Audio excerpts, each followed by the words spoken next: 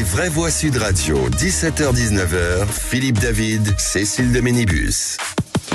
Bienvenue à tous, bonjour Philippe David. Bonjour Cécile de Ménibus. Il y a parfois des gris-gris, le gris-gris du vendredi, c'est toujours les mêmes vraies voix. Oui, souvent. Comme l'année dernière, on se dit on change pas une équipe qui perd.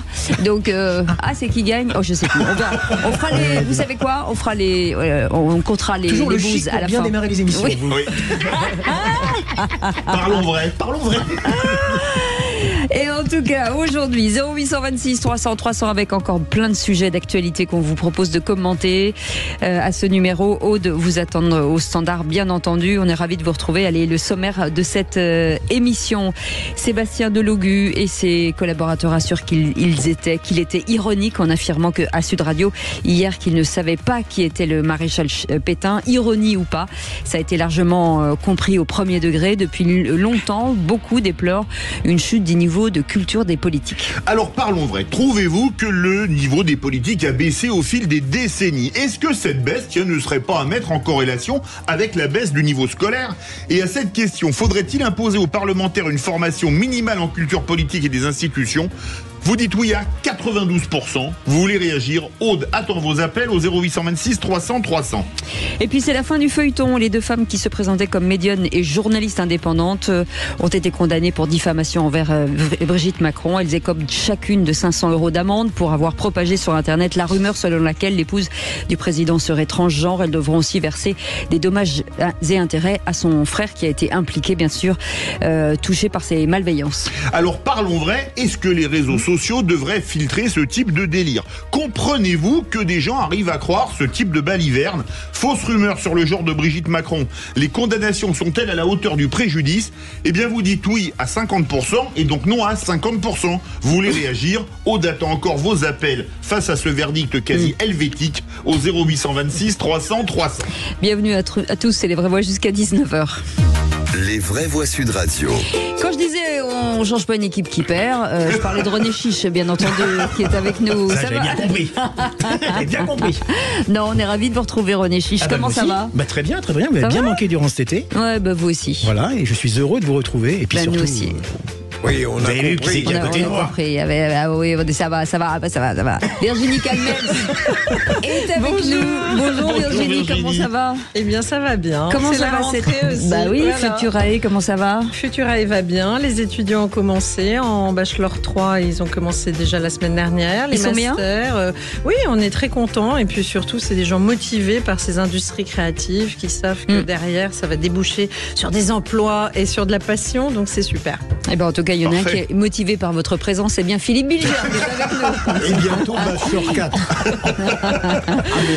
Le bachelor n'est qu'en 3 ans. Non, mais on a compris hors antenne, quand on a ouvert ce micro, avant d'ouvrir ce micro, qu'il y avait un petit dossier. Je ne peux pas. Non, là, il y en a deux avec René Chiche. Je ne peux pas être bien quand je n'ai pas au moins 2 femmes sur le plateau. Ah, c'est ça. Oui. Bah écoute, moi j'aime bien. Oui. Moi je trouve ça plutôt pas mal. C'est très bien. Dans un instant, pas du tout. Maintenant, 0826 300 300, c'est vendredi, on se détend, tout va bien. Et direction Nancy avec Ben. Salut Ben. Oui, bonjour. Comment ça va? Bonjour, Cécile. Bonjour. Bonjour Philippe. Comment ça va? Très bien. C'est la fin de la semaine. On souffle, comme vous l'avez dit. Bah c'est ça. Alors pour vous On aujourd'hui, libère toute la pression. Ben, aujourd'hui pour vous c'est un coup de cœur. C'est un coup de cœur, effectivement. Il va en direction de Slim, le papa de la petite qui est décédée. Camilla. Camilia, voilà, effectivement, qui s'est fait renverser par un chauffard en moto. Moi, je tire mon chapeau au papa qui a su garder son calme, qui est resté digne, qui a respecté la durée de deuil de sa fille, qui ne s'est pas emporté. Je me mets à sa place pour juste une blessure ou un membre en moins ou quoi que ce soit, on pèterait les plombs, mais cet homme, vraiment, il mérite la Légion d'honneur parce que vraiment, il est resté, il a su garder son calme, appeler au calme surtout, chose importante. Et pour moi, c'est quelqu'un de très, très, très méritant, que je ne connais pas, j'habite à Nancy, mais honnêtement, c'est un exemple pour moi. Ouais, c'est vrai, Philippe Bon Bilger. message. Et il a eu du mérite parce qu'en réalité, il a dénoncé, mais avec beaucoup de corrections, une décision de justice qui ne lui plaisait pas, mais dans des limites parfaitement acceptables. Ouais, vous l'avez entendu ou pas, Virginie? Oui, absolument. Beaucoup de pudeur, en fait, de retenue, tout en manifestant quand même un désarroi face à cette décision de justice un peu surprenante. Oui, moi, normal. je trouve qu'il nous a même donné à tous une leçon de dignité. Oui. Franchement, quand on l'écoute... À tous, non. Ah si, franchement. Enfin, À vous. Oui, c'est vrai. à vous aussi, quand même, j'imagine. Non, franchement, c'était... En plus, il était très émouvant dans sa façon de s'exprimer. Beaucoup de recul, c'est vrai. Merci beaucoup en tout cas, Ben. On est ravis de vous accueillir sur l'antenne. Vous restez avec nous, vous êtes notre vraie voix du jour. Vous allez jouer avec nous et commenter le premier grand débat. Dans un instant, le réquisitoire du procureur. De quoi parle-t-on, mon cher Philippe? Un dialogue qui m'a fait réfléchir pour une fois c'est bien la première fois. entre Édouard Philippe et le président au Havre. Ah oui. Ah, très bien. On vous souhaite la bienvenue, c'est vendredi, on espère que tout va bien. Une journée un peu plus calme et détendue que d'habitude. C'est les vraies voix jusqu'à 19h. Sud Radio. Sud Radio. Parlons vrai. Parlons vrai. Sud Radio. Parlons vrai. Les vraies voix Sud Radio, 17h-19h, Philippe David, Cécile de Ménibus.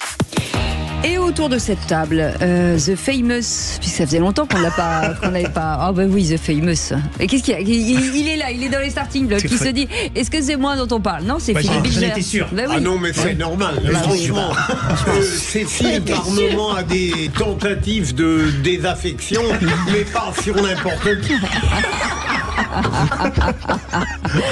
René Chiche est avec Bonsoir, nous. madame. Et on est... Bonsoir, monsieur. Bonsoir, madame la directrice. Vous avez compris. Oui, je vois de quoi vous voulez parler. Virginie Atlan, n'importe quoi. Virginie Calmels est avec On nous. salue Virginie Atlan, d'ailleurs. On l'embrasse très fort, comme quoi on l'aime aussi. Bonsoir à tous. Merci d'être avec nous. Allez, dans un instant, les 3 mots dans l'actu. Félix est arrivé en brun cette fois-ci, et plus un blond, parce qu'il y a des blonds qui nous disent, mais il faisait partie de notre confrérie. Maintenant, il est brun, il est plus dans notre camp. Voilà, Mais le brun lui va bien, je oui, trouve. c'est ça. Voilà, il devrait songer davantage à la nature. Ah ouais. Vous voulez pas faire voter les auditeurs, non? Félix Mathieu, de quoi parle-t-on dans un instant? De ces considérations historiques pour s'occuper en attendant le nouveau gouvernement. Bah oui, il faut bien s'occuper. Attention quand même au point Godwin. On va parler aussi de la future série de TF1 sur la comtesse de Monte Cristo. Oui, j'ai bien dit la comtesse. Et puis, on va parler aussi de la phobie des vendredis 13. En 3 mots, ça donne histoire, comtesse et paraskevidécatriophobie. Non, j'ai loupé une lettre. Paraskevidécatriophobie. C'est Ouais, là, c'est ça. Bah, écoutez, joyeux Noël. Le rang intelligent. Hein. Ouais. Vous avez vu. René, Merci je ne pour relèverai nous. pas. Voilà, exactement. Cécile et moi, ça me va que c'est... Allez au coin, René. Allez, tout de suite, la parole au procureur. Les vraies voix Sud Radio, le réquisitoire du procureur, Philippe Bilger. C'est sur un échange au Havre entre le président de la République et une personne qui l'interpellait que vous voulez requérir monsieur le procureur. Il y a des petits épisodes dont je ne surestime pas l'importance, mais qui permettent de réfléchir sur la vie politique. En effet, au Havre, le président a été interpellé par un citoyen de gauche, peut-être même communiste, mais qui, sur un ton très courtois, lui a demandé s'il n'était pas devenu l'otage du Rassemblement national. Et ce que j'ai aimé, c'est d'abord la qualité du dialogue. Personne n'est tombé dans l'insulte ou dans l'outrance. Le président a répondu très normalement, mais la question que je me pose et que je vous pose, est-ce que c'est un progrès de la démocratie de permettre dans la rue à un citoyen de parler même tranquillement au président, ou est-ce que celui-ci, en acceptant trop souvent ce type d'échange, ne dégrade pas subtilement la fonction? J'attends avec une impatience Quelle pression considérable vos réponses, sérieusement. Vous avez 4 heures. Virginie Calmels. Avancée démocratique ou dégradation présidentielle? Alors, cher Philippe, je pense qu'on a eu beaucoup d'occasions de se dire que la fonction présidentielle avait été dégradée, mais je ne le ressens pas à titre personnel dans ce type d'événement. Pour avoir fait des campagnes de terrain à une époque, tête de liste régionale, le contact avec les vrais gens, c'est comme ça qu'on les appelle, c'est-à-dire des personnes qu'on ne connaît pas, qui s'adressent à vous de façon totalement sans filtre, avec beaucoup de sincérité. Moi, je crois que c'est au contraire ce qui manque à la vie politique. Il y a un besoin, on se plaint que les politiques sont déconnectés. Le terrain, le parler vrai, souvent du bon sens d'ailleurs des personnes qui sont là. Et, vous le soulignez, ça fait plaisir. C'est-à-dire respectueusement, on n'est pas dans des choses qui sont insultantes. Mais je crois qu'au contraire, c'est bien que Emmanuel Macron se prête à ça, comme beaucoup de politiques le font dès qu'ils sont sur le terrain. René Chiche. 48 secondes. Et c'est long, parce qu'on me dit que je suis trop long d'habitude. Donc je vais pas essayer d'être trop long. Moi je suis tout à fait d'accord avec Virginie. Je suis pour le dialogue entre un chef d'État et ses citoyens. Celui que vous avez mentionné, Philippe, d'ailleurs, d'une belle prestance. Il y avait de l'écoute, il y avait de la courtoisie.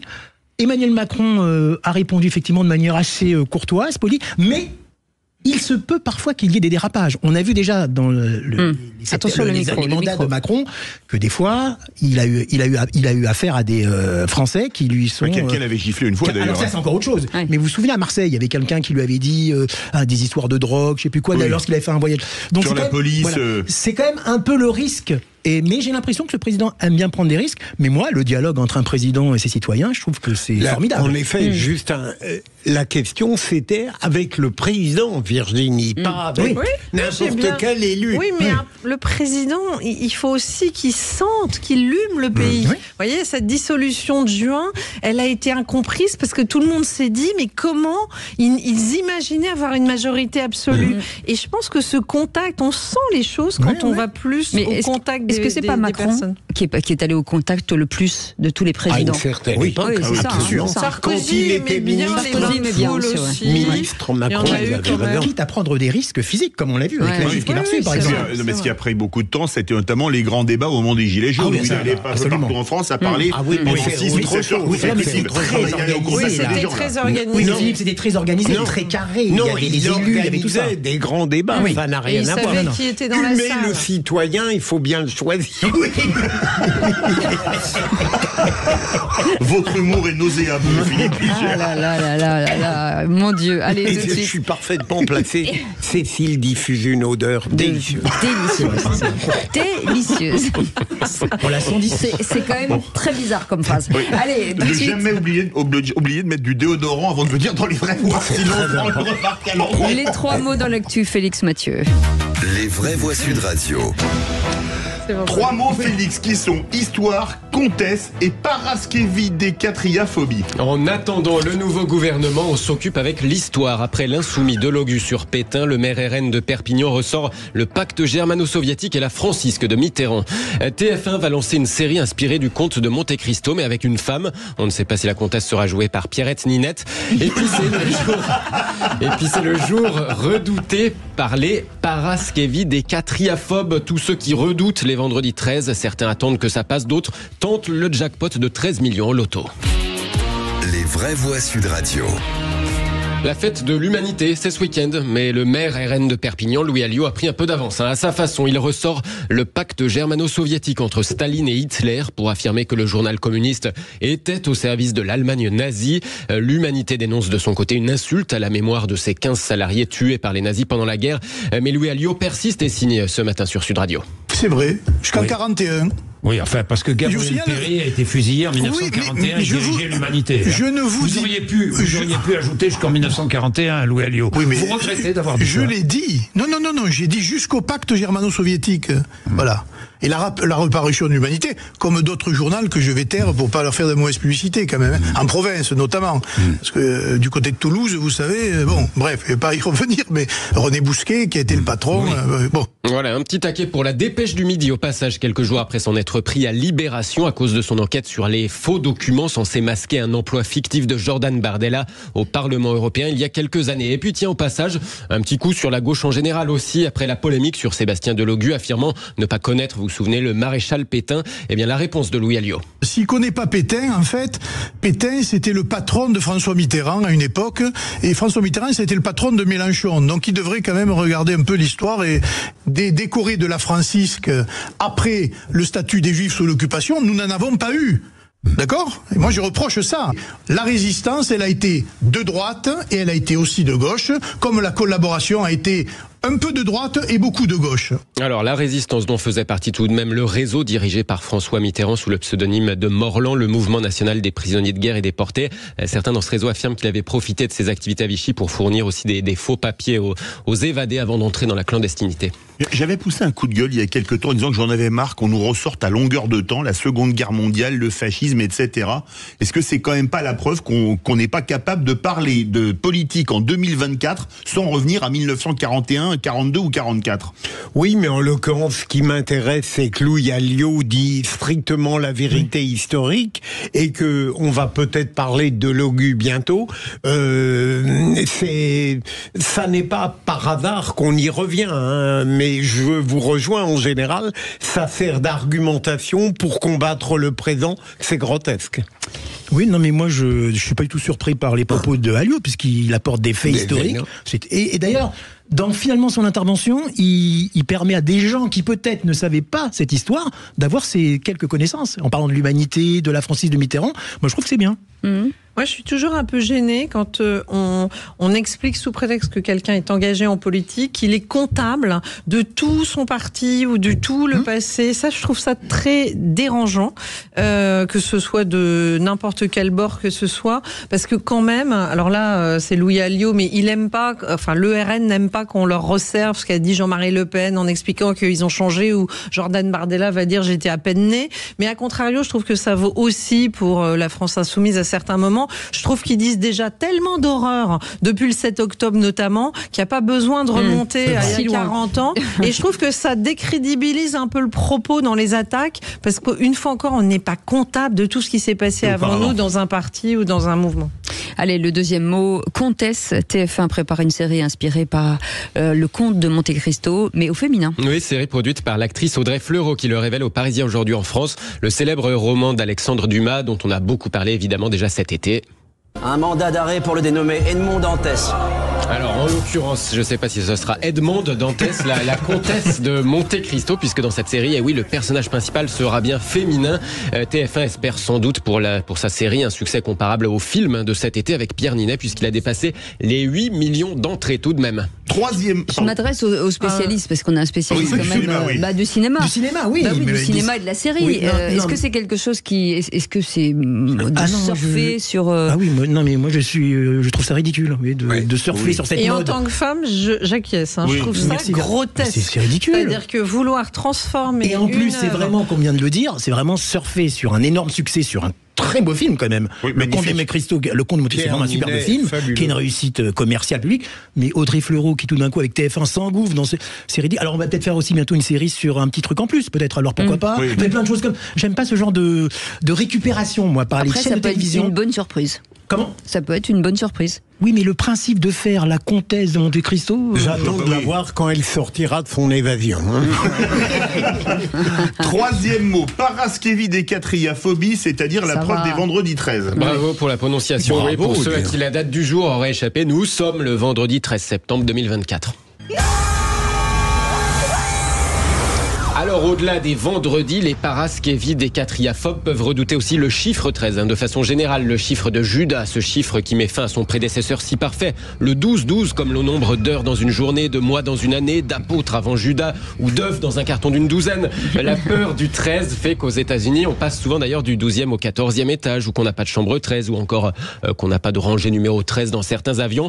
Et puis bon, il y a le contraire des paraskevidécatriaphobes, ceux pour qui, eh bien, au contraire, ça porte bonheur et qui tentent leur chance au loto. Le jackpot de 13 millions d'euros a un certain succès, comme le constate par exemple le patron des buralistes de Haute-Garonne, Frédéric Paillet. C'est plus 30% des chiffres d'affaires sur cette partie-là, oui. Par rapport actuellement au tabac, où là, par contre, on est tous à Haute-Garonne entre moins 10 et moins 15%. J'ai remarqué que j'ai planté des plantes à l'entrée, là. Là, il y a trois plantes qui attirent l'argent, et ces deux plantes-là attirent l'argent. Au-dessus de la porte d'entrée, vous avez le fer à cheval. Je suis même jusque-là. Un propos recueilli chez le buraliste par Christine Bouillot pour Sud Radio. Alors, on ne sait pas si Christine a tenté sa chance au passage en faisant son reportage. Le 13 m'a toujours porté chance. C'est vrai. La preuve ce soir. Et ben voilà. C'est ce que j'allais dire. Qui va jouer, qui va faire un ticket de gagnant ou un truc comme ça, qui gagnant, va faire ça. J'espère. Enfin, c'est toujours ce qu'on espère. On va pas dire qu'il va acheter un ticket perdant. Voilà. Personne va le faire ici. Si, vous êtes fait. J'ai fait. D'accord. Oui. Bon. Voilà, en tout cas, si on est riche, au moins on saura pourquoi. Ouais, c'est ce que j'allais dire. Moi, j'ai les moyens, donc je ne joue pas. Ah, d'accord, mon Dieu, merci Félix. Mathieu. Merci Félix. Allez, dans un instant, on va revenir sur Sébastien Delogu et ses collaborateurs qui assurent qu'il était ironique en affirmant à Sud Radio hier qu'il ne savait pas qui était le maréchal Pétain. Alors parlons vrai, est-ce que vous trouvez que le niveau des politiques a baissé au fil des décennies? Est-ce que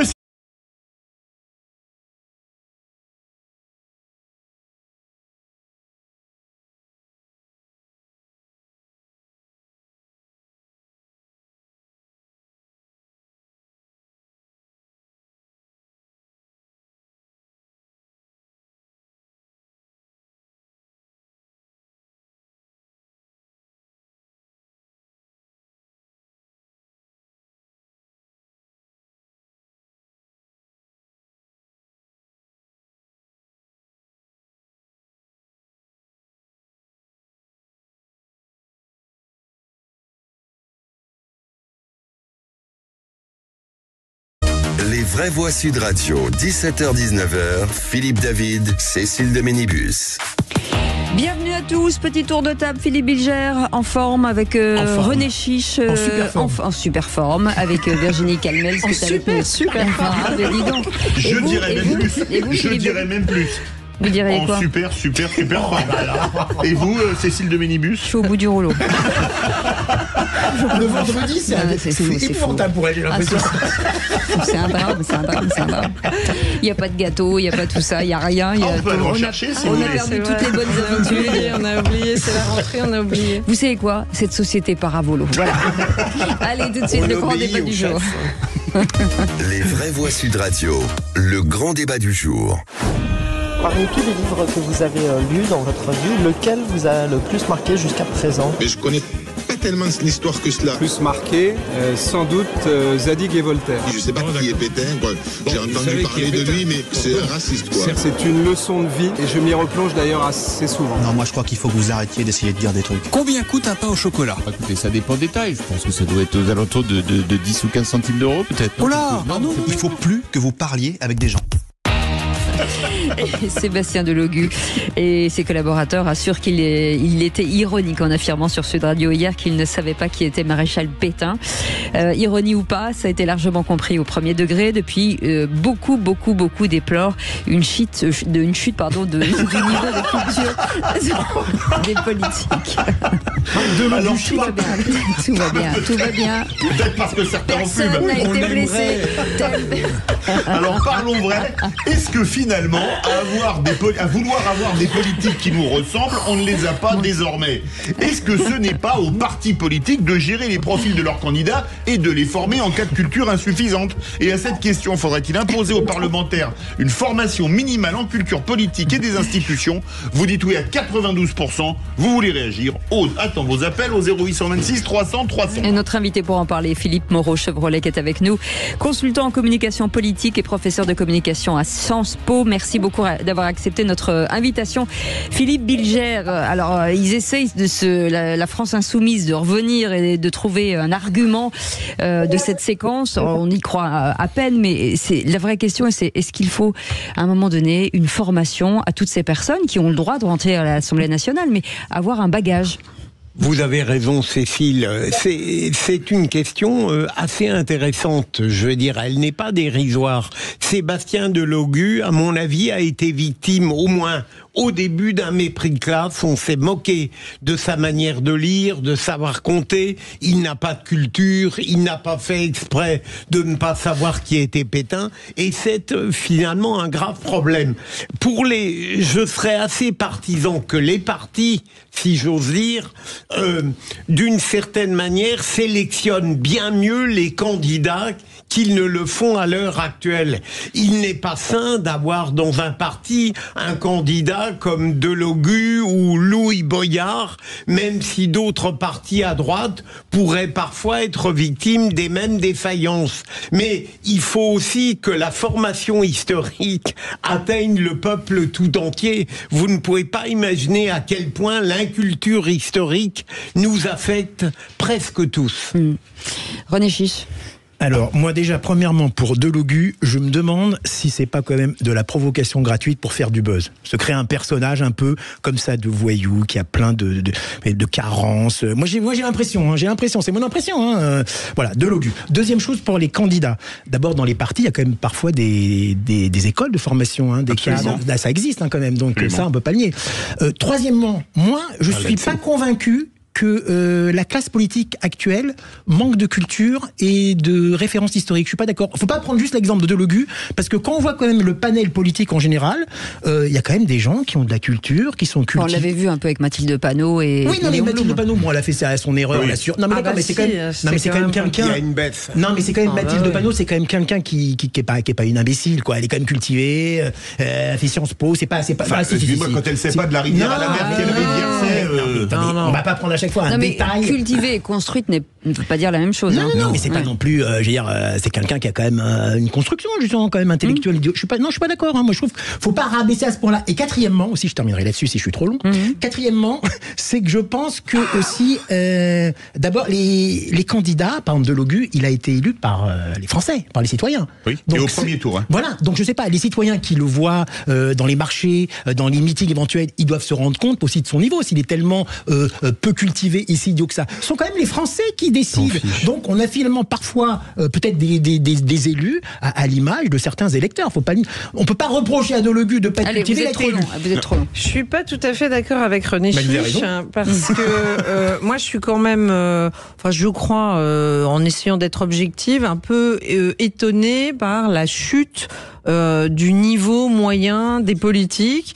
Quand on parle de Pompidou, quand on a des références historiques et pas forcément si lointaines, on avait quand même des personnes extrêmement cultivées, et notamment en histoire et en géographie, parce que Mathilde Panot, quand elle est effectivement sur le plateau en train de nous expliquer qu'il faudrait un État palestinien, mais qu'elle n'est pas capable de le mettre sur la carte, c'est quand même gênant. Et il y a beaucoup de moments, et je dis pas ça, mais je dis pas ça de façon politicienne, c'est-à-dire que ça peut arriver à gauche, à droite, etc.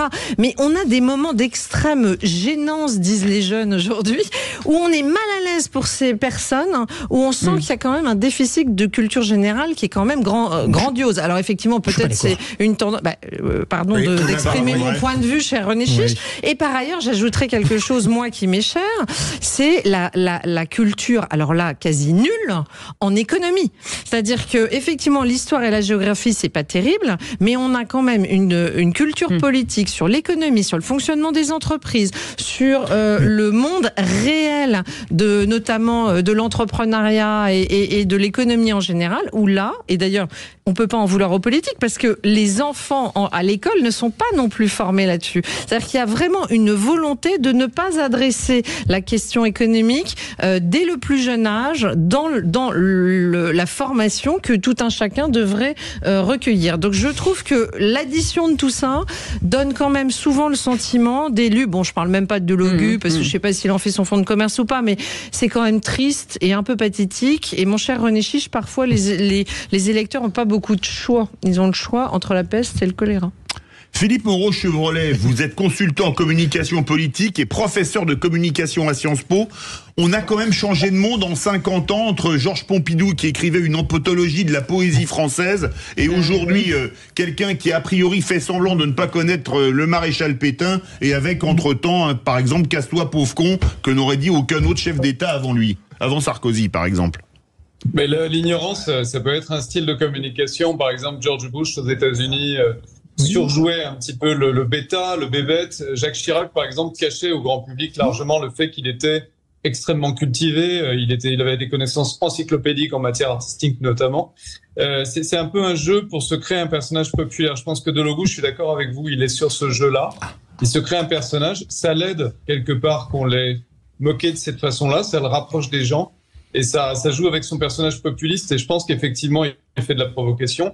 Il renforce son image, et lui, il est très fort sur les réseaux sociaux, donc c'est un peu une stratégie à la Trump. Après, ça fonctionne moins bien quand on est à la France Insoumise, parce que la France Insoumise est attaquée pour le niveau de ses parlementaires depuis 2022, pour le fait qu'ils sont plus dans l'agitation que dans la construction.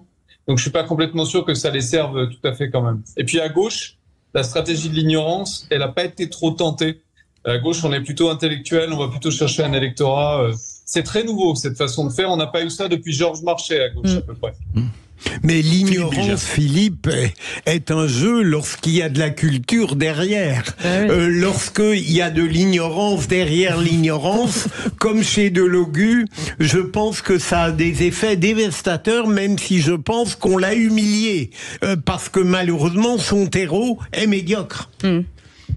Et ça, je ne sais pas, c'est une vraie question. Est-ce qu'il est vraiment derrière, aussi ignorant qu'il le prétend? Mais il y a deux attitudes possibles quand on est ignorant. Si vous regardez un film comme Mr. Smith au Sénat, où quelqu'un de, finalement, un nobody, quelqu'un qui n'a aucune connaissance politique, devient quelque part un homme politique, il fait l'effort d'apprendre, il fait l'effort de se construire une image. Lui, il a volontairement décidé de ne pas faire cet effort-là. Donc, il ne veut pas rentrer dans ce moule-là. Il veut aller à l'Assemblée sur ses propres termes, très populistes finalement. C'est ça qui est nouveau. C'est qu'avant, on cherchait à ressembler à un modèle, Clémenceau, Pompidou. Aujourd'hui, les nouveaux populistes, ils veulent plus ressembler à un modèle autre que l'électeur tel qu'ils se l'imaginent.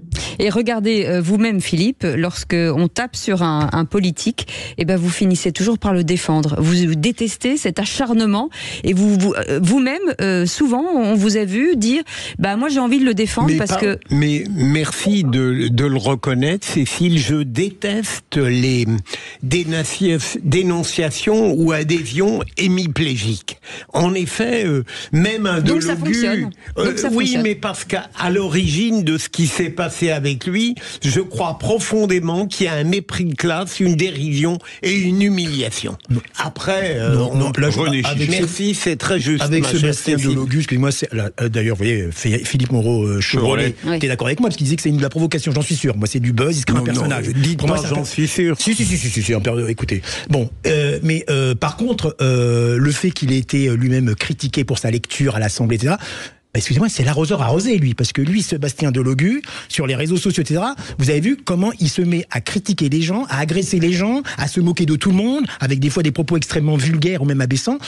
Donc je trouve c'est finalement l'arroseur arrosé. Par contre, si tout le monde fait ça, on s'arrête jamais. Non, mais excusez-moi, d'abord les critiques sur lui ont été, un petit peu moqueuse, ironique, mais c'est pas non plus une affaire d'État ce qu'il a reçu comme insulte. Par contre, je vais poser une question à Philippe Moreau-Chevrolet. Est-ce que vous pensez, moi je ne pense pas ça, est-ce que vous pensez, vous, que la classe politique actuelle a un très bas niveau, à la fois culturel, historique? Moi, je crois pas.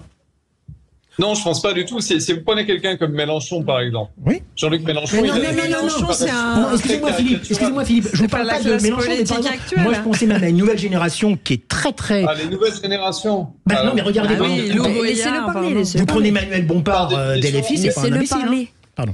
Par définition, ils ont une culture différente. Mais c'est pas… c'est une culture différente. Pour moi, c'est pas des gens plus incultes qu'avant. C'est juste que leur culture est différente. Par exemple, Louis Boyard… il va sur TPMP parce que pour lui c'est naturel d'aller sur TPMP. Je ne sais même pas s'il calcule beaucoup le fait de savoir pourquoi il y va. C'est un environnement qui paraît naturel. Et il a même été payé par Cyril Hanouna. Voilà, c'est une culture différente. Ils arrivent avec un bagage différent. Ils n'ont pas eu des lettres classiques forcément. Ils n'ont pas étudié forcément le latin et le grec. Ils n'ont pas la vision de… Voilà, mais ça ne veut pas dire qu'ils n'ont pas de culture. Ça veut dire qu'ils ont une culture différente. Et le choc des générations qu'on voit… Il n'y a pas de meilleur exemple que Michel Barnier, par exemple. Michel Barnier, c'est quand Gabriel Attal et lui sont dans une passation, on a des univers tellement différents que on voit bien la nuance. Oui, mais il y a un socle culturel de base. Là, pour le coup, c'est pas le choc culturel que l'on voit. C'est plutôt des… C'est un socle culturel de base entre Gabriel Attal et Michel Barnier. Moi, je voudrais quand même m'inscrire en faux sur… je trouve Philippe Bilger très indulgent sur le fait qu'il y a eu un mépris de classe et ainsi de suite. Je ne suis pas tout à fait d'accord avec ça parce que, rappelez-vous la polémique, alors c'est sûr qu'un clou chasse l'autre, il y avait une polémique incroyable pour Madame Fleur Pellerin quand elle était ministre de la Culture parce qu'elle n'avait pas lu le Goncourt, je crois que c'était le Goncourt à l'époque, enfin je me rappelle plus, en tout cas un livre qui venait alors je sais plus, soit un classique, soit le livre qui venait d'être primé, et qu'elle ne l'avait pas lu, et qu'elle avait eu l'honnêteté d'ailleurs de le dire, et du coup ça avait été une déferlante de critiques, et pour autant Fleur Pellerin, elle ne pouvait pas la mettre dans la catégorie de la France insoumise des incultes d'extrême gauche. Donc je pense qu'en fait, globalement, les gens sont assez critiques quand il s'agit de leurs hommes et de leurs femmes politiques et de se rendre compte qu'il y a des défaillances. On veut des personnes un peu plus cultivées, peut-être que la moyenne des Français. Et pardon, mais à la France insoumise aujourd'hui, moi j'ai l'impression d'avoir des gens moins cultivés que la moyenne des Français. C'est peut-être une impression, c'est peut-être un peu exagéré. Non, je suis pas d'accord. C'est peut-être. Je parle pas de Mélenchon, qui est un immense orateur et très cultivé. Mais sur les jeunes, pardon, Madame Kéké, Monsieur Boyard et autres fichiers. 0826 300 300 avec Ben qui est avec nous. Bonsoir Ben. Oui, bonsoir. Alors, est-ce que pour vous, la classe politique est moins cultivée aujourd'hui qu'elle ne l'était auparavant ? Je dirais non. Je dirais c'est quasi la même. Sauf que moi, ce qui m'a plu chez Monsieur Delogu, même si j'adhère pas du tout à son parti, c'est sa spontanéité sur ce moment-là. Et il manque, je trouve, des personnes politiques issues du peuple qui ont des fragilités, effectivement, des failles dans les connaissances. Et pour moi, c'est tout à fait normal. On peut pas avoir que des personnes, des savants comme homme politique. Alors, une formation minimum, effectivement, j'y adhère, puisqu'il y a quand même des bagages minimums pour pouvoir être aux commandes de la politique. Mais Monsieur Delogu, actuellement, c'est un petit peu la tête de Turc, j'ai l'impression. Dès qu'il ouvre la bouche, on lui tombe dessus. C'est un petit peu facile. De la même façon que LFI aussi, et on n'arrête pas de tirer sur LFI. Je trouve que c'est pas normal, quoi. Ouais. Philippe Moreau, Chevrolet. Alors oui, on tape beaucoup sur LFI, on le fait depuis 2022, mais c'est parce que LFI a choisi une stratégie aussi d'agitation permanente. Ils existent au Parlement en étant dans l'agitation. Ils n'ont pas fait la stratégie du RN qui consiste à co-construire, à essayer d'avoir des élus, par exemple, dans l'administration de l'Assemblée nationale en faisant des alliances avec le parti présidentiel. Alors c'est inimaginable, mais le RN l'a fait. Et ils n'ont pas cultivé une image de sérieux, ce qui fait qu'aujourd'hui, ils le payent, puisqu'on estime qu'ils font un petit peu n'importe quoi. Et ça tombe sur Delogu parce que, quelque part, il vient conforter cette image-là. C'est comme si, au fond, on estimait que les députés LFI n'étaient pas légitimes pour être au Parlement, parce que pas au niveau, parce que pas sérieux, parce que pas calme, parce que pas capable de construire. Et ça, ils le payent parce qu'ils sont responsables aussi de cette stratégie. Ils se sont enfermés tout seuls dans un piège. C'est un piège qui peut les aider à gagner des voix. Et le but de Mélenchon, c'est que sa formation aille au second tour de l'élection présidentielle. Ils veulent utiliser toutes les armes du populisme pour ça. Mais ça les limite aussi en termes d'image. Et ils vont se faire taper dessus très souvent, beaucoup plus que les autres. Ouais. C'est ce qu'on appelle de l'instrumentalisation quand même, un peu, si je vous écoute. C'est de la victimisation. Là. Ouais. Chez les populistes, il y a toujours ce registre-là, d'aller trop loin, de se faire taper dessus, et après de dire, regardez, je suis attaqué, je suis une victime. C'est toujours comme ça qu'il fonctionne. Mais instrumentaliser son propre camp, c'est un peu dur. Merci beaucoup en tout cas Philippe Moreau Chevrolet d'avoir été avec nous, consultant en communication politique et professeur de communication à Sciences Po. Et on garde Ben avec nous de Nancy pour aller juste après la pub au Qui c'est qui l'a dit. Là on va voir le niveau de culture générale d'ailleurs. Ça je peux dire que... Et on va pas vous rater. Hein. Et j'espère que je vais pas bafouiller en lisant. Allez, à tout de suite. Sud Radio. Sud Radio. Parlons vrai. Parlons vrai. Sud Radio. Parlons vrai. Chez Auchan, on sait que des bons prix tous les jours, c'est mieux que des bons prix de temps en temps. Et ça tombe bien. Pendant le mois des tops, nos bottes de petits prix verts sont à seulement 1,15 €. Et oui, jusqu'à demain, les poireaux en bottes de 1 kg sont à seulement 1,15 €. C'est ça, le mois des tops Auchan. Auchan, avec plaisir. Origine France, catégorie 1, valable dans vos magasins et drive Auchan participants et en livraison à domicile. Sud Radio Bayonne. 103.9. Sud Radio. Là, vous entendez ? Et vous vous dites que chez Leroy Merlin, ils ont forcément une solution pour réduire vos factures d'énergie. Alors, vous montez le son. Et là, quand je dis que jusqu'au 1er octobre, le radiateur électrique programmable à inertie Tao Hilux 1000 watts est à 79 € au lieu de 99, soit 20 € de remise, alors là, vous êtes content d'avoir monté le son pour faire baisser vos factures. Leroy Merlin, on peut tout construire ensemble, même l'avenir. À tout instant, écoutez Sud Radio, en voiture, au travail, depuis votre smartphone. Installez l'application Sud Radio depuis le Google Play ou l'App Store. Qu'est-ce qui vous fait aimer la trottinette électrique ? C'est que vous vous êtes mis à adorer aller au boulot avec ? Alors du coup, le moins qu'on puisse dire, c'est que maintenant, vous n'abusez plus du télétravail. Et si ce qui allait vous faire adorer la trottinette, c'était les pneus increvables de notre trottinette électrique. Cette semaine, la trottinette électrique Ninebot E2+, est à 249 € au lieu de 299, soit 50 € de réduction. Et cette année... Les vraies voix Sud Radio, 17h-19h, Philippe David, Cécile de Ménibus. Les vraies voix jusqu'à 19h, en tout cas pour Philippe Bilger et Virginie Calmels, hein, parce que René Chiche, on ne sait pas. Hein, pour l'instant, ça se décide. De quoi, pardon, on se décide. On est en train de réfléchir avec Philippe si vous allez rester jusqu'à la fin. Ah, bon, ça va, moi j'ai tennis après, de toute façon, donc ça me dérange pas. Hein. Vous avez tennis à 19h. Je vais vous dire quelque chose, c'est que là, vous avez affaire aux deux champions. Hein, ah c'est qui l'a dit. Ah oui, si. Ah non, parce que double victoire de Philippe Vous Bilger. n'allez pas le répéter. Il a gagné lundi, mardi. Ah, mais on n'était pas là. Les amis, on n'était pas là, il gagne. On avait... S'il vous plaît. Pardon, maîtresse. Ben est avec nous. Ben, vous nous entendez? Ben, vous entends très bien. Je vous propose de lancer le jeu. Merci. Bah non, c'est pas ça. Non, c'est de dire. Ah, je dois lancer le jeu, d'accord. C'est ça. Alors, je lance le jeu. Je déclare le jeu ouvert. Ah voilà, très bien, bravo Ben. Je déclare le jeu ouvert, très bien. Allez, qui c'est qui l'a dit? Écoutez bien Ben, c'est pour vous. 3 points, j'ai répondu à Michel Barnier mardi soir que je ne souhaitais pas être ministre. C'est ferme et définitif. Ben, je le fais. Bertrand, Michel. Stéphane Foll. Il l'a dit plus vite. Non, mais il l'a dit en même temps qu'il parlait. Non, il a dit Barnier. pas. Non. Grâce à Cécile, dans ce jeu, il y a j'ai une fait loyauté, une intégrité Non, excusez-moi, absolue. j'ai défendu aussi, je vous ai défendu aussi. Oui, mais pour une fois, c'est trop rare pour que je vous en félicite. Cécile, c'est constant. Qui c'est qui l'a dit? Tiens, sur les propos de Sébastien Delogu, à 3 points.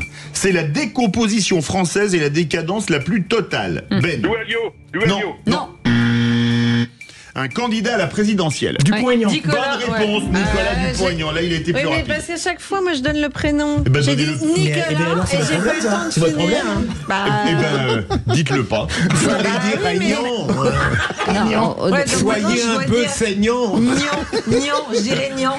Alors j'aime bien Philippe, dites-le pas. Bah, ne le dites pas, quoi. Voilà. Non, mais je vois pas pourquoi ce serait faux quand on donne le prénom d'abord. Je vois pas pourquoi. Il faut aller plus vite, là. Vous avez dit Nico. Plus vite. Il a dit Dupont-Aignan. Non, j'ai dit Nicolas en même temps. Il peut y avoir plusieurs Écoutez, là, on perd du temps. Oui, mais j'ai pas eu le temps de terminer.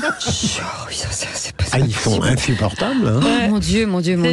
Il y a du boulard dans l'air. Le calme avec François. Qui c'est qui l'a dit, s'il vous plaît? 3 points. Quand on dit qu'il faut dépolitiser l'école, ça ne veut pas dire remplacer une politique de gauche par une politique de droite. Ben.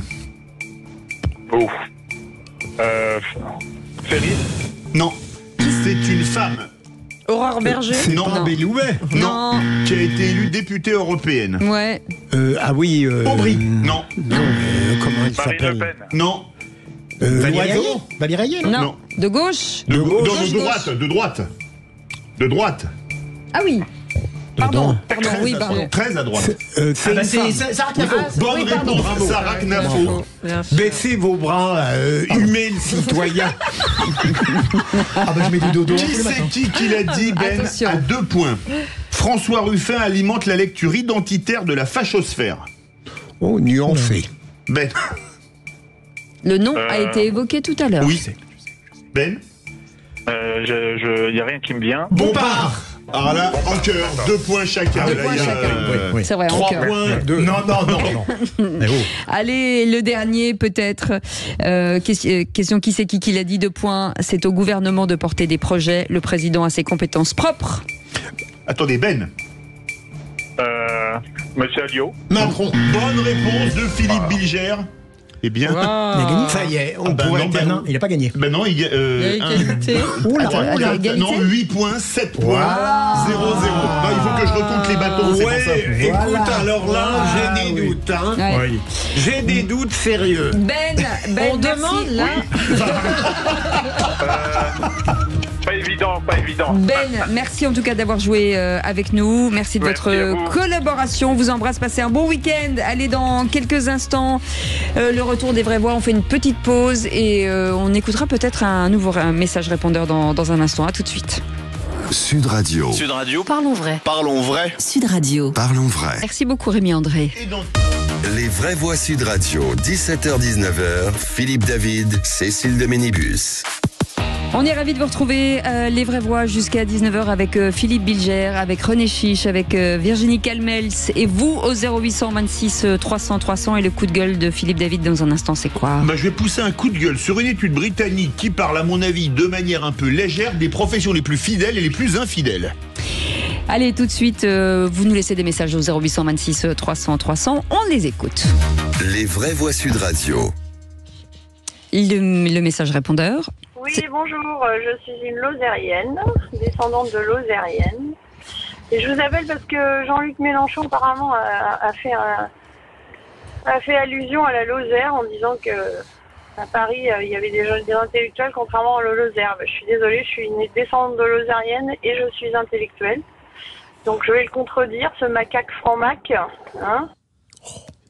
Ouais. Voilà, c'est un message un petit peu difficile. Philippe Bilger, vous avez entendu ce qu'a dit Mélenchon ou pas ? On va vous faire écouter ce qu'a dit Jean-Luc Mélenchon. Absolument. Attendez, on va le faire écouter pour tous ceux qui nous écoutent. Vous savez que la Martinique est un lieu assez spécial parce que c'est un tout petit endroit quand même, malgré tout, ils sont 300 000. Et c'est, alors pardon pour les autres, les Guadeloupéens, mais ils ont toujours cultivé un certain sentiment d'élite intellectuelle. Et la vérité, c'est qu'ils le sont. Et bah oui, parce que quand vous faites à la fois Césaire, Frantz Fanon, Glissant et Chamoiseau, vous pouvez pas dire on est n'importe où, hein. En Lozère, vous n'avez pas ça. Bon, alors vous avez juste qu'à vous en rendre compte, hein. Alors, qu'est-ce que vous en pensez ? Je n'utiliserai pas les termes de notre auditrice qui a défini Jean-Luc Mélenchon, mais il n'empêche qu'il a bien tort de mépriser la Lozère et les intellectuels ou les gens ou les citoyens qui s'y trouvent. Il faut que ces gens de gauche, d'extrême gauche, arrêtent d'avoir des pudeurs infinies en ce qui concerne les citoyens qui sont dans leur camp et qui n'hésitent pas à cracher sur ceux qu'ils considèrent comme des ennemis ou des départements qui n'auraient pas apparemment la hauteur de vue de ceux qu'il aime. Oui, parce que pour rendre hommage aux Martiniquais, il se croit obligé de rabaisser ceux qui habitent en Lozère. Moi, je trouve ça le degré zéro, en fait, là. Et d'ailleurs, on parlait tout à l'heure du niveau des politiques. Ah oui. Mélenchon est suffisamment cultivé, donc c'est sûr qu'il cite Césaire et Fanon. Mais pardon, c'est assez pathétique pour expliquer que les Martiniquais sont cultivés, d'expliquer qu'en Lozère, il n'y aurait pas de gens cultivés. En fait, c'est bête. Et c'est même étonnant parce que Mélenchon est tout sauf un imbécile. Mmh. Non, mais c'est même une forme de racisme local de dire ça vis-à-vis des habitants de la Lozère. C'est incroyable, des Lozériens, c'est ça. Ouais. Et on n'a pas arrêté de dire que Jean-Luc Mélenchon était justement un grand intellectuel. Mais excusez-moi, le niveau là qu'il a est tout sauf celui d'un intellectuel ou d'un homme érudit et qui sait se maîtriser. Ce discours est absolument déplorable. En tout cas, il y a eu une grosse tribune, en tout cas dans le Point, pour expliquer qu'effectivement les Lozériens sont une terre aussi de talents et d'intellectuels.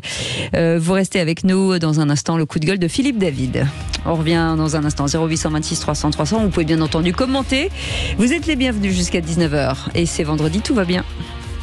Sud Radio. Sud Radio. Parlons vrai. Parlons vrai. Sud Radio. Parlons vrai. Les vraies voix Sud Radio, 17h-19h, Philippe David, Cécile de Ménibus. Dernière ligne droite, il ne reste plus que 3/4 d'heure pour vous donner le maximum d'informations, vous faire rire, vous donner de la bonne humeur avec autour de cette table Philippe Bilger, René Chiche et Virginie Calmels. Et heureusement, Philippe David est avec moi. Et comme d'habitude... il s'attendait pas du tout à ça. À chaque fois, j'adore faire ça. Vous dites du bien de moi, je suis tellement surpris que... Il attendait la vanne. Il faudrait pratiquement aller chercher des défibrillateurs. Ça a une sacrée importance. Mais non, mais allez-y, Philippe David. Comme d'habitude, je vais remettre le clocher au milieu du village en poussant un coup de gueule contre une étude anglaise qui répertorie les professions les plus fidèles et les plus infidèles. Étude qui relève, à mon humble avis, du grand n'importe quoi. Commençons par la profession la plus infidèle, les commerciaux. Une fake news absolue absolue que je peux confirmer pour avoir exercé cette noble profession pendant 25 ans. En seconde position, les enseignants, on comprend mieux pourquoi les termes maître et maîtresse font tant d'effet à certains. Je ne vise personne dans ce studio. En cinquième position arrive l'hôtellerie, une profession où on peut arriver facilement à coucher, et peut-être y a-t-il aussi l'effet Paris Hilton. Parlons maintenant des professions les plus fidèles, avec à la première place le secteur de la science et des produits pharmaceutiques. On se demande bien pourquoi ils ont inventé le Viagra. En quatrième position se trouve le domaine des médias et d'Internet. À croire que chez nos amis anglais, aucun journaliste n'a eu de liaison extra-conjugale avec une personnalité politique, des médias ou du spectacle. René Chiche pourra vous le confirmer, lui qui officie notamment dans la presse People. À la 6e place arrive, accrochez-vous bien, les professions juridiques. Ça se voit que l'étude a été faite au Royaume-Uni en 2024 et pas à Paris à l'époque où Philippe Bilger exerçait comme avocat général. Lui qui était surnommé par les ténors du barreau Coucou la voilou, vu sa propension à soulever sa robe à la moindre occasion. Enfin, surprise, les politiques ne sont pas dans les professions les plus infidèles outre-Manche. On peut donc en déduire que des deux côtés du channel, ces deux salles, deux ambiances, Virginie Calmels, qui connaît bien la politique, pourra vous confirmer qu'en France, ils sont aussi fidèles à leurs promesses qu'en amour. Alors malheureusement, ces fake news sont crues par certains, y compris à la direction de Sud Radio, expliquant à Patrick Roger que j'étais outré que les commerciaux soient classés comme les plus infidèles. Celui-ci m'a répondu, évidemment, qu'est-ce que vous faites le soir à l'hôtel? Affirmation gratuite à laquelle j'ai répondu que moi je faisais mes mails et contrôlais mes commandes pour une réponse lapidaire. T'étais bien le seul. Merci Patrick de m'avoir appris que j'étais le ravi de la crèche de la rédaction de Sud Radio. Après Sainte-Cécile qui m'appelle culbuto, je pense que je vais devoir faire lundi un coup de gueule sur la souffrance au travail. Enfin, il y a une fidélité qu'on aime et plus que tout dans les vraies voix. C'est votre fidélité au poste à écouter chaque jour plus nombreux Sud Radio. Ça, c'est bien. Il y a quand même des études ridicules. Parce que celle-là, il fallait sur quand même la controverse avec Patrick Roger, je serais plutôt du côté de Patrick. Parce que dire que ça me paraît évident. Il y a tout représentant à une femme dans chaque hôtel. Je me félicite de n'avoir jamais été jugé avec vous comme avocat général. Non, mais il n'y a rien de pire que l'amalgame. On était en train d'expliquer qu'il fallait être un peu subtil, intelligent, et là, on tombe dans l'amalgame le plus ridicule. Mais ça n'est pas une honte. Philippe retrouvait dans ses périodes. Le pauvre. Mais non, mais moi je n'ai qu'un mot à dire, 0826 300 300. Si vous êtes commerciaux et que vous êtes dans le sens de Philippe Bilger qui dit que voilà, vous êtes infidèles, commerciaux, femmes et hommes, appelez-nous, dites-le nous, parce que nous on a envie de savoir. Parce qu'à un moment donné, si c'est comme ça, en tout cas, bref, allez, vous restez avec nous dans un instant. Le tour de table de l'actu des vraies voix. On en a appris des infos. Voilà. Philippe Bilger. Que fait donc Olivier Faure avec les Insoumis et François Hollande, pourrais-je ajouter? Avec l'influence de Taylor Swift dans l'élection aux USA. Avec vous, Virginie Calmels.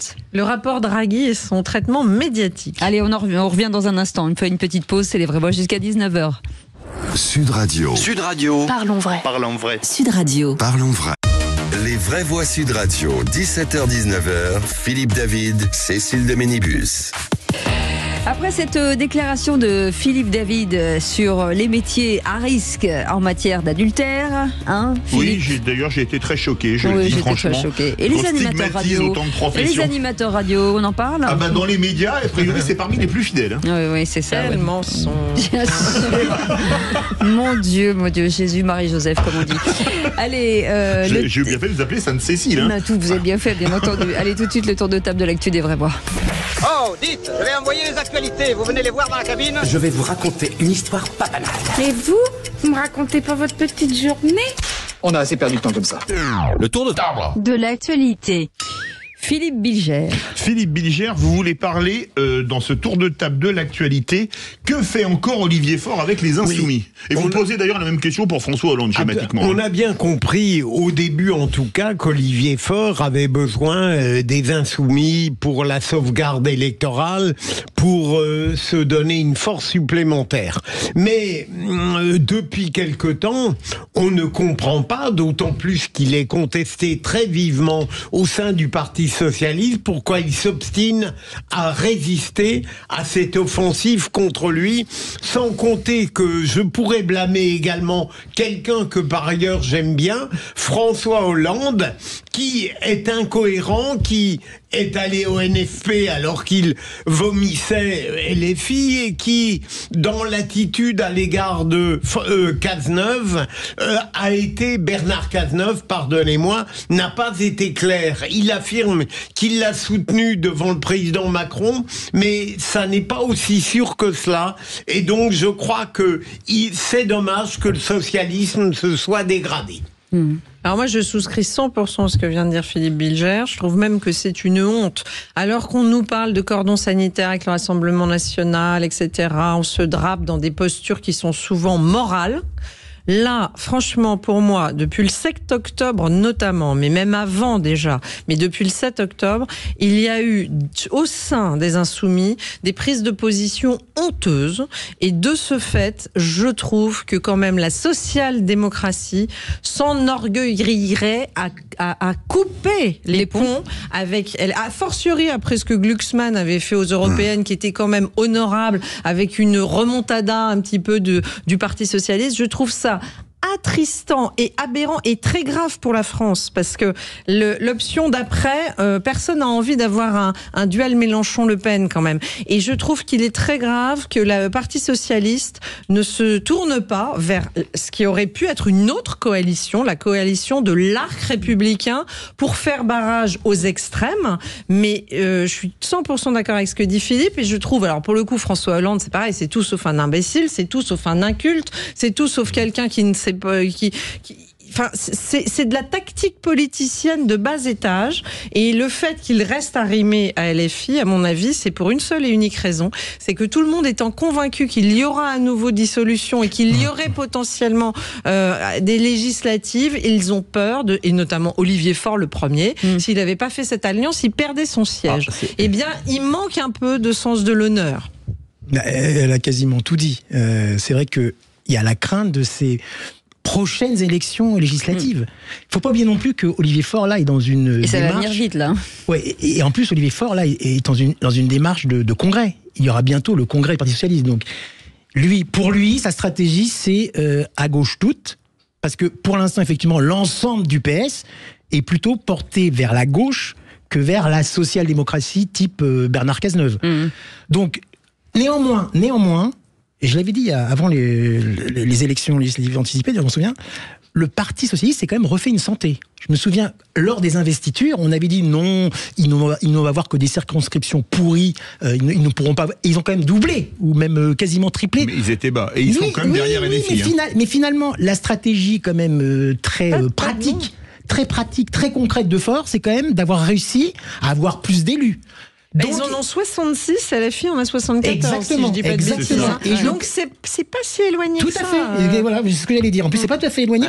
Et je pense que quand même Faure, tout cynique qu'il est, se dit on va peut-être finir par peut-être dépasser LFI et redevenir peut-être la force de gauche, certes de gauche à gauche toute, je suis d'accord, pas social-démocrate, mais qui aura une identité plus forte que celle qu'il avait avant. François Ruffin déjà prend ses distances, et je trouve qu'il a été plus courageux à certains moments que certains socialistes. Il est allé à la marche contre l'antisémitisme. Enfin, il y a eu des choses, d'ailleurs, Corbière aussi, Garrido, Clémentine Autain. Je trouve que c'est intéressant de voir comment... En fait, il faut absolument qu'il y ait une scission dans ce groupe. C'est pas possible autrement. François Ruffin, j'en doute, sur le courage, pas du tout, de mon point de vue. Et quand vous parlez d'Atristan, Iseux est d'accord avec vous. Ah, très joli. C'est très joli. J'ai décidé de vous approuver. Je crains que Boyard ne suive pas. Alors vous parliez, allez-y Philippe. Non, vous évoquiez la social-démocratie justement. Kamala Harris, le phénomène Taylor Swift sera-t-il vraiment un atout pour la candidate? Voilà, c'est ce qu'on dit beaucoup actuellement, parce que depuis qu'elle a adressé son message sur Instagram où elle a eu 3,5 millions, 4 millions de soutien, pas d'appel aux votes. Absolument, excellente remarque, de soutien, c'est pas vraiment Kamala Harris. Bon, en plus, elle a quand même 290 millions, etc. Tout le monde se dit que Taylor Swift va être un atout essentiel dans la victoire de Kamala Harris. Alors moi, ça me pose quand même une question, parce que d'abord, ça ne veut pas dire que lorsqu'on a des artistes d'une immense popularité comme elle, ça ne veut pas dire que finalement, la candidate qui reçoit ce soutien va être élue. Souvenez-vous, en 2016, Hillary Clinton, qui était quand même bien placée dans les sondages, qu'on est quasiment gagnante contre Trump, avait reçu en plus le soutien... fait plus de voix. Hein. Oui, absolument, en plus. Avait reçu en plus le soutien en Pennsylvanie, un État en plus très important dans les élections américaines, de Bruce Springsteen, qui était venu vraiment... Et tout le monde avait dit, avec Springsteen, c'est sûr, Hillary Clinton a gagné. Ça n'a pas été le cas. D'autres grandes personnalités comme George Clooney, Matt Damon aussi, ont apporté aussi leur soutien à d'autres candidats, enfin d'ailleurs même à Hillary Clinton. 80% d'Hollywood soutient les démocrates. Donc finalement, absolument. Donc finalement, ce soutien, bien sûr, il est important. Après, c'est pas le même public, c'est un public plus jeune. Voilà, exactement. Alors, plus jeune, déjà ça va peut-être amener plus jeunes à voter. Il y a 2 mois, elle a fait un autre appel au vote. Il y a plein de gens qui sont allés voter, plein de jeunes qui sont inscrits sur la liste. Enfin, plein, faut pas exagérer non plus, mais enfin 100 000 jeunes américains sont inscrits en 2 heures, ce qui était énorme, bien sûr. Mais en même temps, il y a quelque chose dans le Parti républicain qui dit que quand même Taylor Swift, c'est quand même c'est malheureux à dire, mais c'est comme ça, c'est une blanche de la pure Amérique. Et certains électeurs qui l'aiment bien, pourtant, pourraient quand même être amenés à voter Trump, qui est quand même plus représentatif de cette Amérique, comme on dit, blanche, très Texas, etc. Wasp. Voilà, très wasp, exactement, j'avais oublié le mot. Merci de votre immense culture. Vous êtes cultivé, vous, hein? Vous êtes cultivé, vous. Et blanc anglo-saxon protestant. Voilà. Blanc anglo-saxon protestant. Donc finalement, cette importance qu'on donne à cet appel de Taylor Swift, je le trouve un petit peu exagéré. Et je ne suis pas sûr que ça soit finalement un atout totalement essentiel pour la victoire qu'on annonce quand même de Kamala Harris. Hein. On l'annonce quand même, elle a quand même 5 points de plus dans les sondages là. Oui, mais après, c'est les swing states qui vont tout changer. Hein. Exactement. Vous pouvez être minoritaire en voix et gagner comme Trump et comme Bush fils en 2000. Hein. Et je termine en 2 secondes. Est-ce que l'appui des artistes est devenu quelque chose d'essentiel dans une campagne électorale ? Alors, on voit que ça fonctionne pas très bien en France. Oui, je vous rejoins sur Taylor Swift. J'aime beaucoup, par ailleurs, mais ça va pas être décisif. Et puis, je l'ai déjà dit hier, pardon Cécile, la France va voter Kamala Harris, donc Trump pas des chances. Je suis assez d'accord avec Philippe. Souvent, on se positionne dans l'élection américaine toujours à contre-temps parce qu'on ne comprend pas. Et je me rappelle notamment Hillary Clinton, vue de France, on ne comprenait pas la détestation des Américains pour Hillary Clinton. Et je suis 100% sur cette ligne. Et quant au soutien des vedettes, etc. Alors là, pour le coup, moi, j'ai l'impression que c'est un peu une insulte aux électeurs qui, en général, se déterminent, il me semble, sur d'autres critères que de savoir s'ils ont le soutien de tel sportif, de telle chanteuse ou de telle actrice. Donc moi, ça me semble très gadget, mais peut-être que je me trompe et que les Américains vont être influencés, mais j'y crois assez peu, sachant qu'en plus, Trump aura aussi quand même des soutiens, alors peut-être pas du même acabit, mais enfin quand même... oui, mais quand il a Elon Musk, alors il est très, très controversé, mais je veux dire, ça fait énormément parler, et Elon Musk, il y a du génie dans un type qui apparaît fou. Donc au fond, moi je crois que souvent ce qui se passe en politique, c'est que ceux qui aiment quelqu'un trouvent tous les arguments pour considérer que c'est les bonnes personnes qui le soutiennent, et quand on déteste quelqu'un, donc je crois pas que ça fasse changer, en fait, c'est plutôt ça que je veux dire, je crois pas que ça fasse changer le vote. Voilà. Mais souvenez-vous, là, aux législatives, pas mal de sportifs de haut niveau, de personnalités donnaient des consignes de vote, et ça, finalement, ça finissait par agacer les électeurs en disant arrêtez de nous demander de voter pour un tel et pour un tel. Vous avez raison, Cécile, de la même manière que ces pétitions grotesques, quoi. Je veux dire, les êtres veulent pouvoir penser seuls. La liberté reste un des sujets majeurs de chacun des individus, et notamment dans notre pays. Virginie, puisque vous avez la parole, justement aussi sur le rapport Draghi, sur la compétitivité. Oui, alors ça m'intéressait de revenir sur ce rapport Draghi et surtout sur le traitement médiatique très français.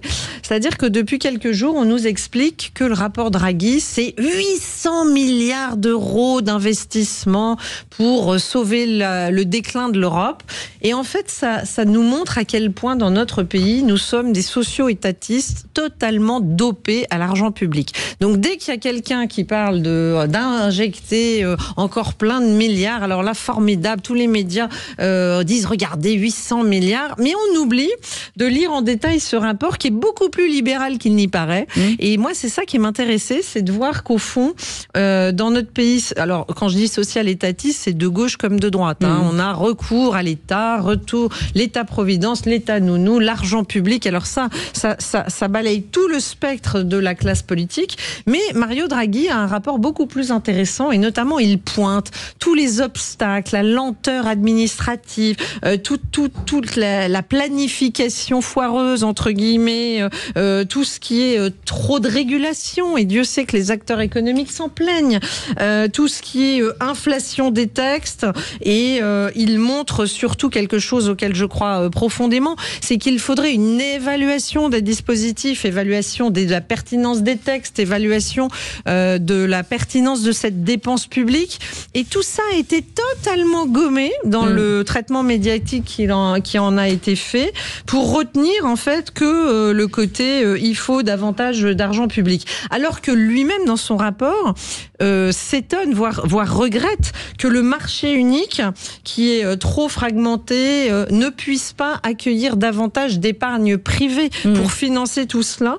Et il a une proposition que j'aime bien et que je vous soumets ce soir, dont les médias, une fois encore, à mon avis, ne se sont pas fait écho, c'est de dire qu'il faudrait un moratoire de 6 mois sur tout nouveau texte pour réellement évaluer la pertinence des textes existants avant d'émettre un nouveau texte. Et donc je pense que ce rapport de Mario Draghi révèle beaucoup plus de choses intéressantes sur les dysfonctionnements de l'UE, ou en tout cas sur les axes d'amélioration du fonctionnement de l'UE, que de dire il faut 800 milliards d'euros d'investissement. Bien sûr, pourquoi pas, surtout si c'est de l'investissement et pas des dépenses de fonctionnement. Ce serait bien de faire aussi des retours d'expérience sur les décrets, en tout cas les lois qui ont été appliquées. En fait, on peut totalement l'adapter à ce qu'on fait au Parlement chez nous. Merci beaucoup Virginie Calmels. Tout de suite, Félix Mathieu.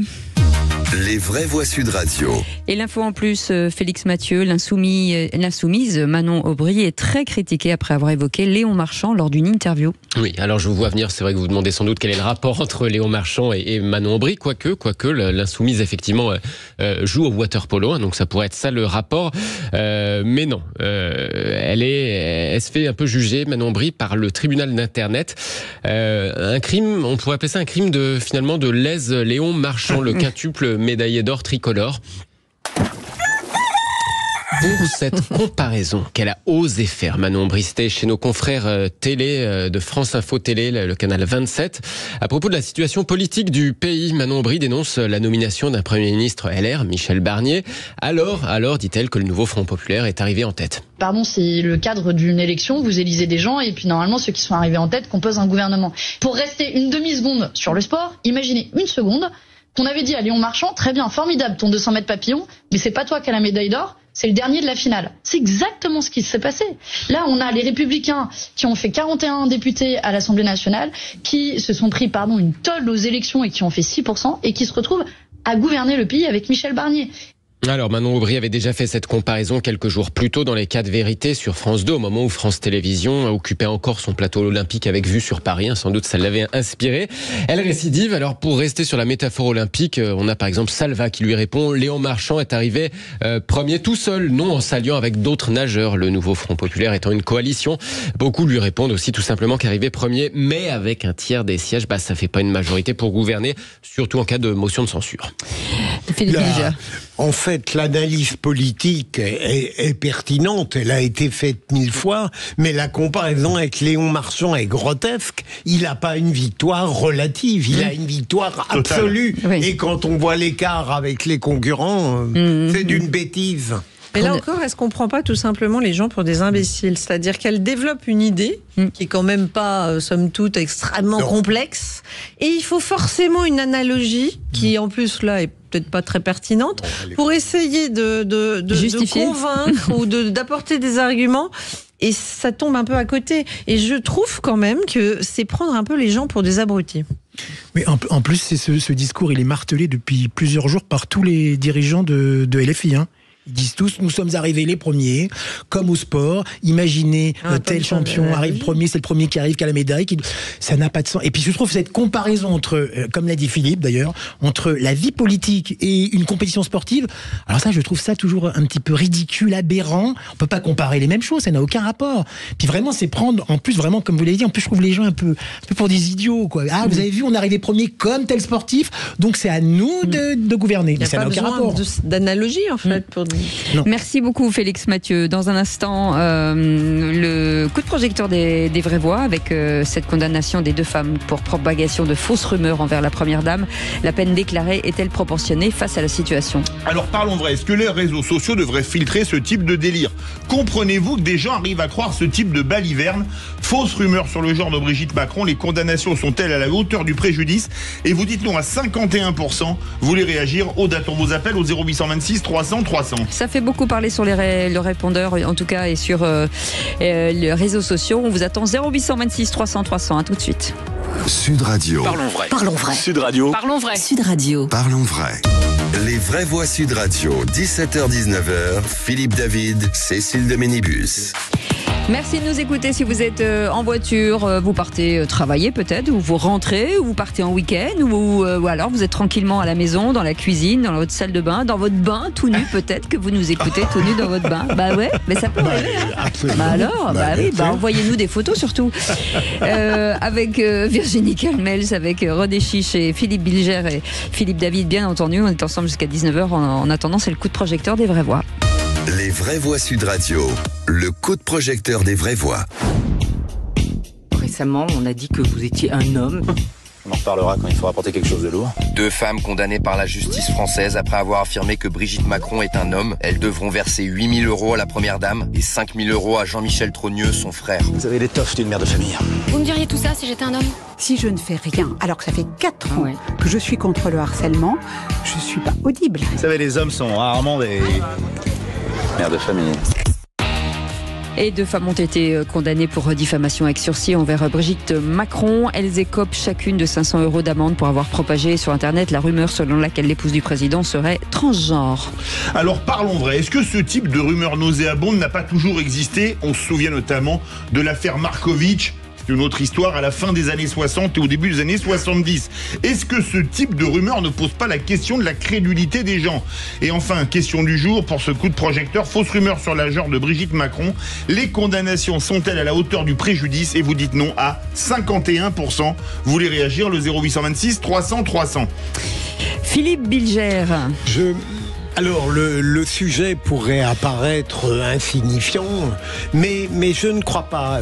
D'abord, je crois en effet que ces attaques choquantes, indécentes, ont toujours existé dès l'instant où il y a une femme ou un homme de pouvoir.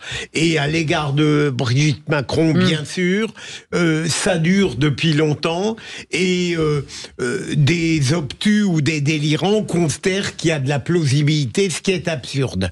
8 000 € dommages et intérêts, c'est bien. Deuxième élément, et je finis, il faut se demander la condamnation 500 avec sursis. Il faut se demander pourquoi une minorité, ou peut-être même davantage, de gens sont persuadés de la validité de cette diffamation. C'est qu'au fond, on aime profondément chercher dans les sphères des privilégiés ou de l'élite, réelle ou prétendue, de quoi l'offenser, de quoi la blesser, de quoi la ramener même en dessous de nous. Ça, c'est important. Et j'ajoute, et je finis, ma chère Cécile, mon cher Philippe, je finis, à cela s'ajoute la profonde antipathie politique à l'égard d'Emmanuel Macron. Je pense qu'il y a une contagion. Ouais. Alors absolument, ce que vous venez de dire, le dernier point, c'est vrai que le couple Macron, depuis l'arrivée de Macron en 2017, a toujours provoqué plein de rumeurs. Vous savez qu'il y a quand même aussi, on peut le dire, il y a depuis 2017 une grosse rumeur concernant le président lui-même. Je ne veux pas rentrer dans les détails, mais bon, lui, il n'a pas attaqué. Il y a même eu des photos, que j'ai vues d'ailleurs, dans une agence de presse, des photos truquées. de Emmanuel Macron avec une grande personnalité des médias qui n'est plus dirigeant des médias. Je n'en dirai pas plus, je vous le dirai off. Ouais. Donc voilà. Non, donc, mais ça, on sait, tout le monde sait. Je ne vais pas me faire.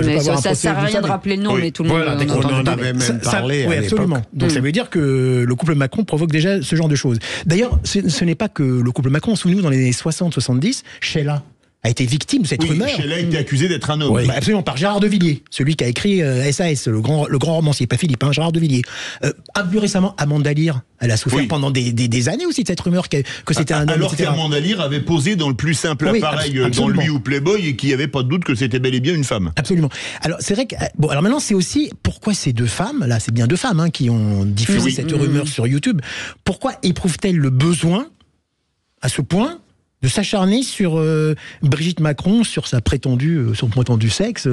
On se demande pourquoi. Donc, je pense que ça a dû leur échapper, je pense. Je pense que la bêtise de créer quelque chose a dû à un moment donné leur échapper, et ça a été... voilà, et après quand c'est parti, c'est parti. Virginie Calmès, il le rappelait à très juste titre, c'est vrai, la rumeur qui disait que Sheila était un homme, alors qu'elle a eu un enfant à l'époque avec Ringo, qui était un chanteur vedette dans les années 70. On n'est pas encore une fois, il y avait des gens qui le croyaient, ce qui est quand même complètement dingue. Non mais en fait, ce qui est toujours un peu déroutant, c'est que quelles que soient les preuves ou les éléments apportés, c'est jamais suffisant en fait quand on est sur soit des théories complotistes. Vous avez encore des gens qui vous expliquent que la Terre est plate quand même. Oui, il y a même un club des platistes à Paris. Pardon, mais je veux dire, quand même, on va contre toutes les analyses scientifiques. On a des moyens aujourd'hui de prouver ce que peut-être on ne pouvait pas prouver il y a quelques années. Enfin. Et ce qui me fait quand même peur, moi, et notamment pour mes enfants, récemment, le 11 septembre, c'est dans quel monde vont-ils vivre quand alliés à l'intelligence artificielle, et on l'a déjà. Vous avez des photos très truquées, mais vous avez même des voix maintenant. Enfin, on peut faire un discours entier. Et objectivement, moi, ça me fait assez peur, parce qu'on se rend compte qu'il n'y aura peut-être pas de limite. Et dans le cas de Brigitte Macron, elle a été très clairement victime de cela sur les réseaux sociaux, avec des photos officielles de déplacement, une sortie d'avion, une robe longue, où la photo... Alors oui, ça je l'ai pas vu celle-là, mais où on voit effectivement que, enfin on sait pas en fait, puisqu'on n'est pas nous en capacité de savoir si c'est vrai ou si c'est faux. On se doute que c'est faux, mais la photo a été truquée à dessein pour alimenter une rumeur. Et c'est très inquiétant, parce qu'aujourd'hui c'est Brigitte Macron, et pour elle, je pense que ça doit être très très difficile à vivre, et pour sa famille. Mais elle a des moyens de se défendre. Oui, et surtout pour demain, ça sera peut-être tout et n'importe quoi, des gens connus et pas connus. À la fin, on va être obligé de douter de tout, et je trouve que c'est triste. Voilà. Vous vous rendez compte, Virginie, pouvoir faire dire à Donald Trump des propos modérés? Oui, d'ailleurs, pour revenir à Donald Trump, tout à l'heure je parlais de Taylor Swift. La fameuse intelligence artificielle a montré Taylor Swift faisant des discours pro-Trump. D'ailleurs, c'est pour ça que c'est encore plus impliqué pour Kamala Harris. Une petite parenthèse. Concernant, par exemple, Sheila, c'était à l'époque, en plus, où il n'y avait pas les réseaux sociaux. Non, alors comme l'affaire Markovitch. Exactement. Qui était basée sur des fausses photos. Et même Amanda Lear, pareil. Alors, c'était plutôt la presse à people, mais scandaleuse, genre France Dimanche, Ici Paris, etc. Aujourd'hui, le problème, c'est que ces rumeurs, elles s'amplifient. C'est une véritable toile d'araignée à cause de ces fameux réseaux sociaux qui n'existaient pas vraiment à ce point-là il y a 20 ans. Mais ce qui est fou, c'est comment une hypothèse peut devenir tout à coup une vérité au détriment de la personne qui dit non, c'est pas vrai, et en fait on lui inflige une vérité qu'elle n'est pas en fait. Ma chère Cécile, parce que les gens ont besoin de ces mensonges. Ont besoin de ces mensonges, et je crois, sans tomber dans le terme le complotisme, cette volonté de chercher des choses fausses à partir d'un univers apparemment normal est une obsession contre laquelle je crois on ne peut rien.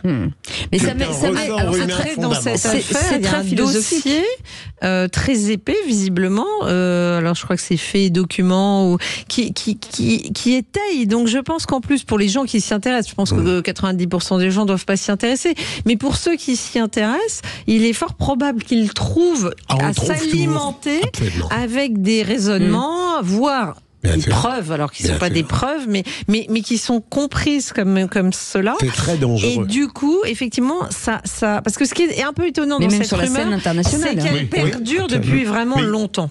C'est parce que des rumeurs, tout le monde en subit, hein. Mais souvent, on passe à autre chose. Là, ça perdure. Pourquoi ? Parce qu'il y a eu des choses qui ont été faites, alors avec des faux documents, j'en sais rien. Moi, je connais pas le dossier, mais avec comme des preuves, en fait, comme un raisonnement qui se tiendrait pour dire, en fait, on détient la vérité et on nous la cache. Vous savez, c'est les humoristes quand ils disent on ne nous dit pas de tout, disait Anne Romanoff, mais les gens sont convaincus de ça. Mais parce que par une approche même normale, l'histoire amoureuse de ce couple est singulière.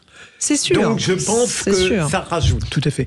Mais en plus, je pense que les gens finalement, enfin les gens, pas tout le monde, mais les gens aiment se nourrir de ces rumeurs. J'ai l'impression que ça leur crée aussi un monde à eux imaginaire, nauséabond certes, mais ils aiment rentrer dans cette forme de rumeur. Ils se font ensuite des romans, des discussions, des interrogations. Ça fait partie, pour certaines personnes, je dis pas d'un bas niveau, c'est pas du tout ce que je veux dire, mais des gens qui sont un petit peu comme ça, qui des fois effectivement, donc c'est un peu leur raison de penser, leur raison de vivre. Il y a aussi une question d'envie, il y a aussi une question de jalousie. Et moi, je suis encore une fois tout à fait d'accord avec Philippe. Le couple Macron, c'est vrai, provoque vraiment ce genre de choses. En tout cas, ça résume, je voulais dire, un côté philosophique de dire la place de la vérité dans nos sociétés aujourd'hui. Ça mériterait un grand débat. Oui. Absolument. Merci beaucoup Philippe Bilger d'avoir été avec nous. Merci René Chiche. Merci Virginie Calmels. Et tout de suite, c'est le rugby. Bonsoir Alexandre Priam. Bonsoir Alexandre. Bonsoir les vraies voix. Très belle soirée de Pro D2 en direct sur Sud Radio à partir de 19h. Ouais, et ça, c'est pas des fake news. Effectivement. Aurillac Grenoble, ça commence dans quelques instants sur Sud Radio. Suivi le multiplex à 19h30 par Mont-de-Marsan, Agen, Nice, Soyons, Angoulême, Dax, Colomiers, Valence, Romans, Béziers, Aix-en-Provence, Montauban. Et ce soir à 21h, un choc à Aguilera, Biarritz face à Oyonnax.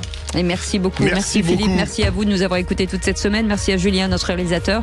Passez un excellent week-end. On vous embrasse à lundi. Salut.